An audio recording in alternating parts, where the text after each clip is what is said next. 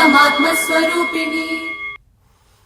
तो आज से चैत्र नवरात्र की शुरुआत हो रही है। नवरात्र के पहले दिन पर्वतराज हिमालय की पुत्री मां शैलपुत्री की उपासना की जा रही है। मान्यता है कि मां शैलपुत्री की पूजा से सुयोग्य वर की प्राप्ति होती है।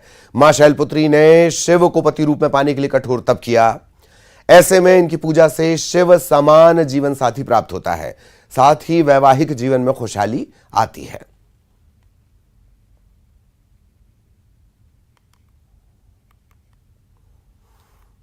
तो माता के मंदिरों में श्रद्धालुओं की भारी भीड़ है और आज मां शैलपुत्री स्वरूप की आराधना, चैत्र नवरात्र की आज से शुरुआत हुई है। भक्तों की भारी भीड़ बिना किसी बंदिश के आज से ही हिंदू नववर्ष विक्रम संवत 2080 इसकी भी शुरुआत हुई और आज से ही नवरात्र की शुरुआत। माता के मंदिरों में भक्तों की भारी भीड़, अल सुबह से ही लोगों के पहुंचने का सिलसिला। मां शैलपुत्री की आज पूजा अर्चना, कलश स्थापना के लिए सुबह 6 से शाम 6 बजे तक तकरीबन 3 मुहूर्त हैं और 30 मार्च तक मां की भक्ति का यह सिलसिला लगातार जारी रहेगा। आज 6 बड़े शुभ योग बन रहे हैं घट स्थापना के लिए। दिन भर में 3 मुहूर्त हैं। हर दिन देवी के अलग अलग स्वरूपों की पूजा होती है। आज मां शैलपुत्री की पूजा, नई शुरुआत, खरीदारी और सीधे आपको लिए चलेंगे दंतेवाड़ा। सहयोगी सतीश इस वक्त हमारे साथ जुड़े हुए हैं और सतीश के पीछे आप देख सकते हैं माई दंतेश्वरी का धाम भी नजर आ रहा है। सतीश, क्या कुछ आज हमारे दर्शकों के लिए आप लेकर आए हैं? सतीश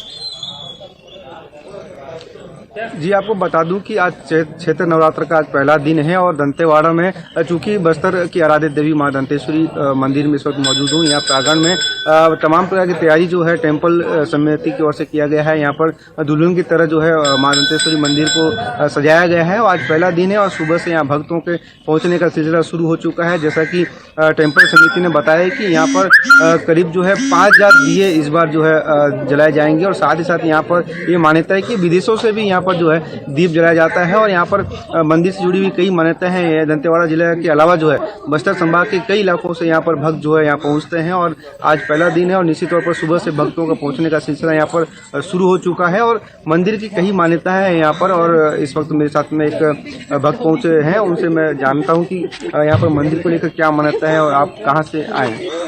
अनूप श्रीवास्तव हम बोल रहे हैं, हम यूपी के रहने वाले हैं। अच्छा, तो यहाँ मंदिर को लेकर क्या मान्यता है? मान्यता ये है कि माँ पार्वती के पिताजी राजा दक्ष यज्ञ कर रहे थे, उसमें भगवान शिव को उन्होंने निमंत्रण नहीं दिया था और पार्वती जी को मना किए कि बिना निमंत्रण के नहीं जाना चाहिए। लेकिन पार्वती जी वहाँ पे चली गई थी, अपने पिताजी के यहाँ की यज्ञ है हम जाएंगे। वहाँ पर शंकर जी का स्थान नहीं मिला, इसलिए उन्होंने यज्ञ में अपने को आहुति दे दी।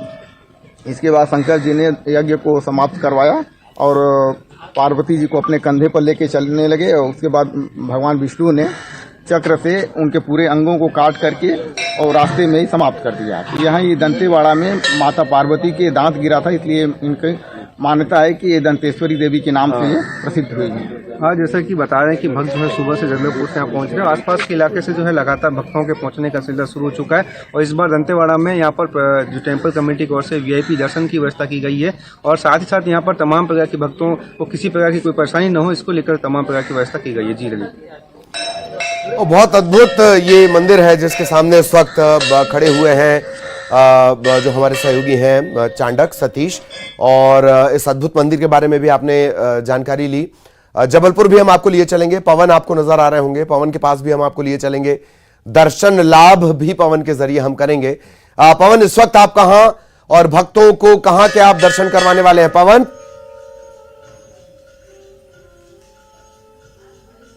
जी बिल्कुल ललित, इस वक्त हम खड़े हैं मानस भवन स्थित मां दुर्गा के मंदिर में, जहां पर आप देख सकते हैं कि सुबह से ही श्रद्धालुओं का आना जारी है और तमाम देवी देवताओं की यहां पर प्रतिमाएं स्थापित की गई हैं। सुबह से ही महिलाएं और पुरुष बच्चे सभी जो है वो नहा करके और तैयार होके भगवान की पूजा करने के लिए, माता की आराधना करने के लिए मंदिरों में पहुंच रहे हैं। और पूरी संस्कार धानी का यही नजारा है, हर मंदिर में श्रद्धालु पहुंच रहे हैं, माता के दर्शन कर रहे हैं, उनका पूजन कर रहे हैं और सुख समृद्धि सभी के लिए इसकी प्रार्थना कर रहे हैं। तो संस्कार धानी में ये नजारा हमेशा से देखने को मिलता है और नवरात्र पर विशेष तरह से पूजन के लिए व्यवस्था यहाँ पर की जाती है।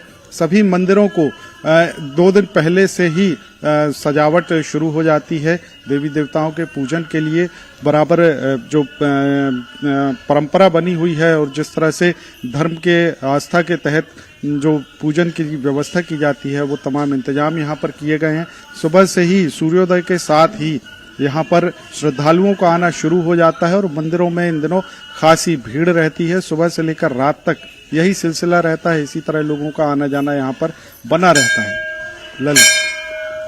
बिल्कुल, और ये सिलसिला मेरा ख्याल है कि अभी लगातार जारी रहेगा। एक और बात के बिना किसी बंदिश के लंबे अरसे बाद इस तरह से नवरात्र आ रही है।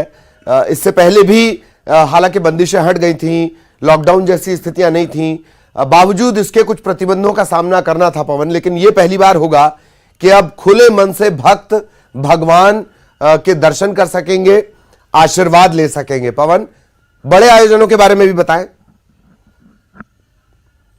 जी बिल्कुल। जबलपुर में अगर बात की जाए तो कोरोना की शुरुआत मध्य प्रदेश में जबलपुर से ही हुई थी और उसके बाद से जो बीते 3 साल 4 साल का जो दौर रहा है ये काफी तकलीफ भरा रहा है। हर त्योहार, हर पर्व जो है लोगों ने बंदिशों के साथ में ही मनाया है, लेकिन ये कोरोना के बाद पहला साल इसको कहा जा सकता है कि जहां पर लोग खुलकर घरों से निकल रहे हैं। और पहले तो परिवार के सीमित लोग ही निकलते थे, लेकिन अब पूरा परिवार वह अपनी भक्ति, अपने भगवान के प्रति जो आस्था है उसको दर्शाने के लिए, भगवान की भक्ति करने के लिए घरों से निकल रहे हैं। जबलपुर में आज से कुछ विशेष आयोजन हो रहे हैं। चूंकि चैत्र नवरात्र के साथ ही हिंदू नववर्ष की भी शुरुआत होती है, तो आज से जो है ग्वारी घाट में एक नई परंपरा शुरू की गई है। सूर्य को अर्घ्य देकर नवरात्र का शुभारंभ किया जा रहा है। तो शहर भर में धार्मिक आयोजन किए जा रहे हैं और 25 तारीख से बागेश्वर धाम सरकार की जो है दरबार लग रहा है, भागवत कथा का आयोजन हो रहा है। तो आज से धार्मिक आयोजनों का सिलसिला भी शुरू हो रहा है। और आज एक और नई बात आपको बताना चाह रहा हूं कि जबलपुर के ग्वारी घाट में 121 फीट ऊंचा भगवा ध्वज फहराया जाएगा और जो हमेशा लहराता रहेगा हवा में। नर्मदा के तट पर यह आयोजन हो रहा है। तो इस तरह से धार्मिक आयोजन जबलपुर में शुरू हो रहे हैं जो अगले पूरे नवरात्र चलेंगे। और शायद अब कुछ परंपराएं ऐसी हैं, कुछ धार्मिक आयोजन ऐसे हैं जो आने वाले लंबे समय तक जारी रहेंगे। ललित। बिल्कुल, और अगर संभव हो तो भक्तों से भी आप हमारी बात पवन करवाएं। और ये सिलसिला आज से शुरू हो गया मां शैलपुत्री स्वरूप की पूजा। कलश स्थापना को लेकर अलग अलग मान्यताएं अलग अलग मंदिरों में हैं। इस मंदिर को लेकर थोड़ा सा और विस्तार से बताएं, कलश स्थापना वगैरह की क्या व्यवस्थाएं रहती हैं। पवन, आपके पास आएंगे। अशोक हमारे सहयोगी दतिया से इस वक्त हमारे साथ जुड़े हुए हैं। अशोक, कहां के दर्शन इस वक्त आप करवा रहे हैं?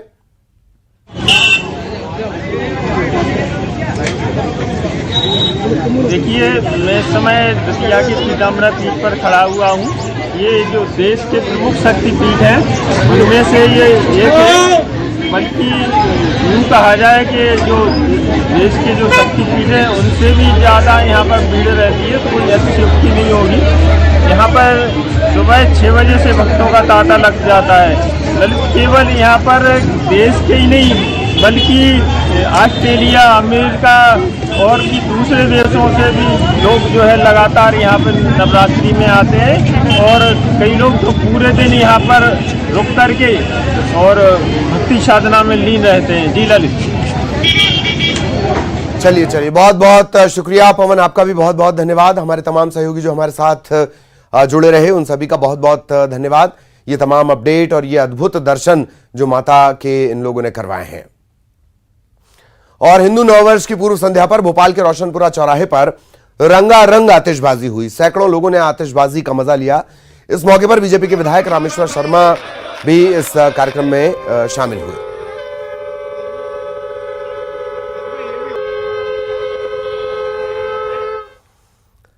खबर दमोह से थोड़ी हैरान, थोड़ी चमत्कार का भाव देने वाली एक तस्वीर सामने आई है और मंदिर में भक्तों का सैलाब उमड़ पड़ा है।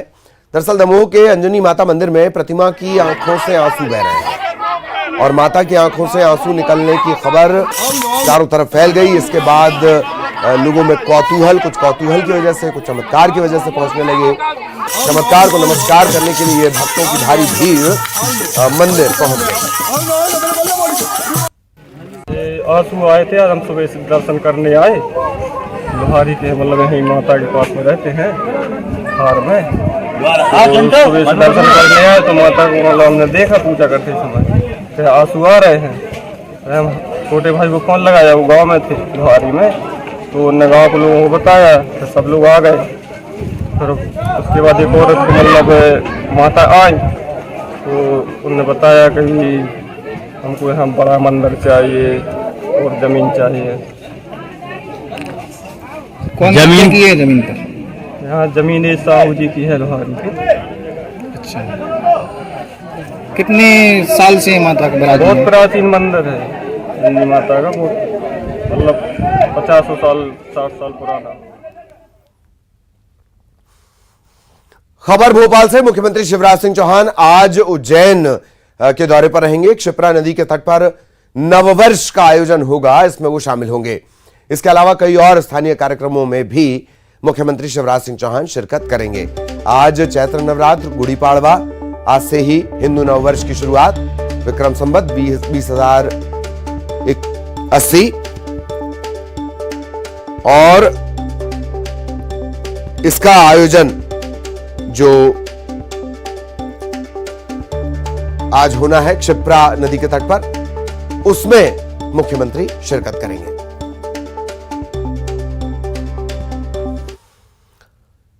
इधर भोपाल में ISSF शूटिंग वर्ल्ड कप का शुभारंभ हुआ है। सीएम शिवराज सिंह चौहान ने शुभारंभ किया है।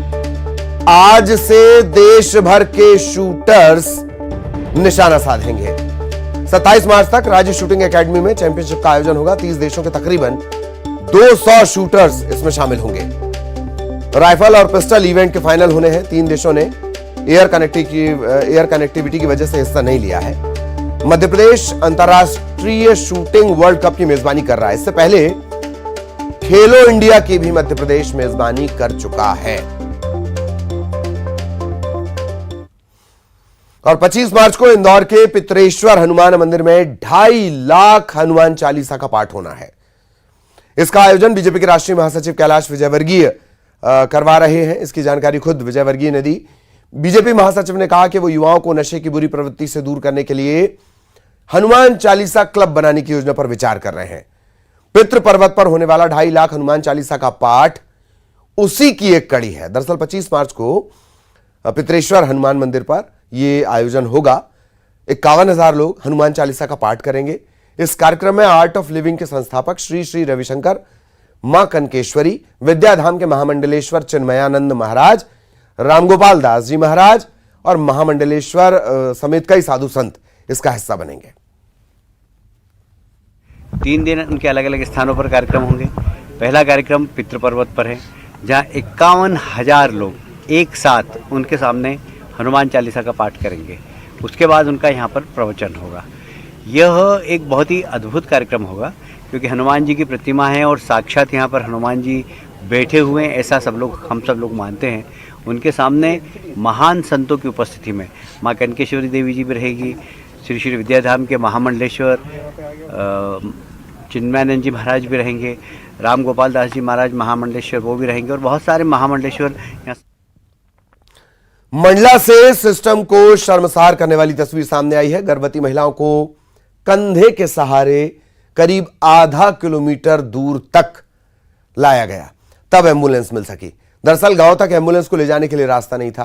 पूरा मामला मंडला जिले के निवास विकासखंड मुख्यालय से तकरीबन 10 किलोमीटर दूर कटंग सिवनी ग्राम पंचायत के मवई माल गांव का है। खराब सड़क की वजह से पीड़ित महिला गांव के गांव तक 108 वाहन नहीं पहुंच पाया। इसके चलते गर्भवती महिला को तकरीबन आधा किलोमीटर दूर तक इसी तरह कंधे के सहारे पहुंचाना पड़ा और इसके बाद 108 से महिला को निवास सामुदायिक स्वास्थ्य केंद्र पहुंचाया गया।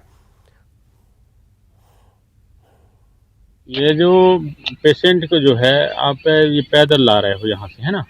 तो रोड के साधन नहीं है क्या? नहीं, रोड के साधन है लेकिन यही तो कीचड़ ही कीचड़ है, रोड में भी कोई सुव्यवस्था नहीं है। रोड कच्ची होने के कारण इसलिए घुमा के लेके आया था कंधे के सहारे पे, और गाड़ी वहाँ तक नहीं जा पाते हैं। नहीं, ऐसा अभी तो मेरे को क्लियर नहीं हुआ है, लेकिन सुनने में ऐसा आया था कि जो लोग परिजन हैं उनका घर खेत के थोड़ा अंदर को बना हुआ है। संभवतः हो सकता है बारिश की वजह से उनको लाने में कुछ दिक्कत हुई हो। और इसी के साथ इस बुलेटिन में इतना ही। खबरें जारी हैं।